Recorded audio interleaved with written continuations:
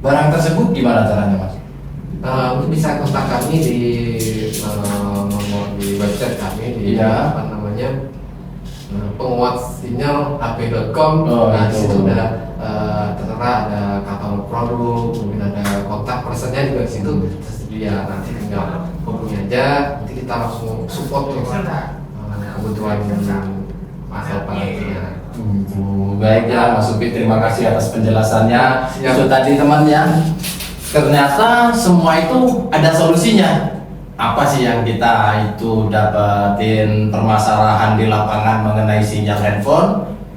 Kita bareng Mas Upi, tim engineering dari PT Elkomindo, ternyata di situ kita bisa mengatasinya dengan alat tersebut. Karena Elkomindo juga menyediakan alat-alat penguat sinyal yang kita butuhkan, yang itu tadi katanya kita dapat keluhan kurang sinyal atau lemah atau dan segalanya, ternyata bisa diatasi di Elkomindo. Baik teman-teman, mungkin cukup itu saja yang bisa kita bincang-bincangkan pada hari ini ya Mas Sofi ya. Mungkin kita next lain waktu Boleh kita- nanti bisa diinfo aja. Baik Mas, terima kasih waktunya udah mau ngobrol-ngobrol mencari solusi dari keluhan-keluhan teman-teman. Jadi untuk menindaklanjuti mungkin ada keluhan selanjutnya mungkin kita bisa sharing-sharing lagi. boleh. Gitu. Cukup itu saja ya. Baik teman-teman, itulah tadi. Mungkin bisa kita sambung lain waktu di video selanjutnya. Baik, wassalamualaikum warahmatullahi wabarakatuh.